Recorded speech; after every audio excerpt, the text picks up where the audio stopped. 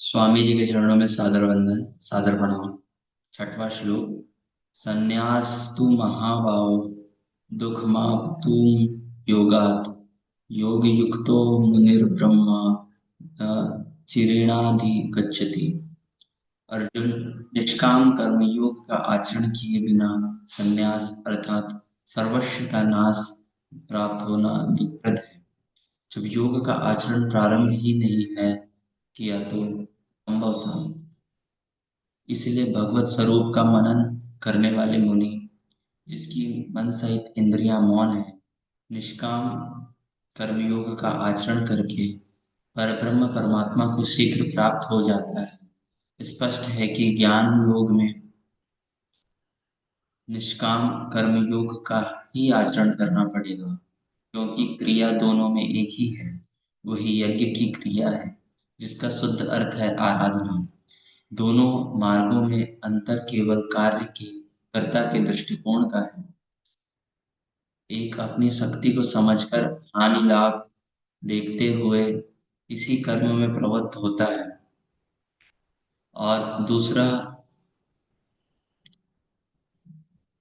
निष्काम कर्मयोग इष्ट पर निर्भर होकर इसी क्रिया में प्रवृत्त होता है। उदाहरण, एक प्राइवेट पढ़ता है, दूसरा नॉमिनेट। दोनों का पाठ्यक्रम एक ही है, परीक्षा एक है, परीक्षक निरीक्षक दोनों में एक ही है। ठीक इसी प्रकार दोनों के सद्गुरु तत्वदर्शी और डिग्री एक ही है, केवल दोनों के पढ़ने का दृष्टिकोण भिन्न है। हाँ, संस्थागत छात्र को सुविधा अधिक है। पीछे श्री कृष्ण ने बताया कि काम और क्रोध दुर्जय शत्रु है। अर्जुन, इन्हें तू मार। अर्जुन को लगा कि यह तो बड़ा कठिन है, किंतु श्री कृष्ण ने कहा, नहीं, शरीर से परे इंद्रियां हैं, इंद्रियों से परे मन है, मन से परे बुद्धि है, बुद्धि से परे तुम्हारा स्वरूप है। तू वहां से प्रेरित हो। इस प्रकार अपनी हस्ती समझकर, अपनी शक्ति को सामने रखकर स्वावलंबी होकर कर्म में प्रवृत्त होना ज्ञान योग है। श्री कृष्ण ने कहा, चित्त को ध्यानस्थ करते हुए कर्मों को मुझ में समर्पण करके आशा ममता और संताप रहित होकर युद्ध कर। समर्पण के साथ इष्ट पर निर्भर होकर कर्म में प्रवृत्त होना निष्काम कर्म योग है।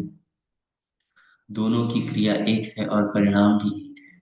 इसी पर बल देकर योगेश्वर श्री कृष्ण यहाँ तक कहते हैं कि योग का आचरण किए बिना संन्यास अर्थात शुभ अशुभ कर्मों के अंत की स्थिति का प्राप्त होना आसान।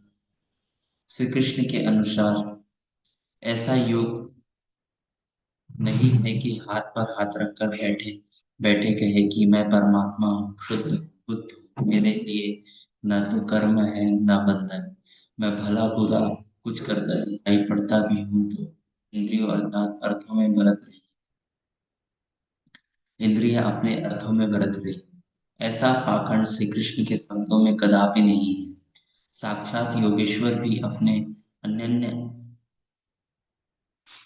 सखा अर्जुन को बिना कर्म के यह स्थिति नहीं दे सकते। यदि ऐसा वे कर सकते तो गीता की आवश्यकता ही क्या थी। कर्म तो करना ही पड़ेगा। कर्म करके संन्यास की स्थिति को पाया जा सकता है, और योग युक्त पुरुष शीघ्र ही परमात्मा को प्राप्त हो जाता है। योग युक्त पुरुष के लक्षण क्या है, इस पर कहते हैं। धन्यवाद।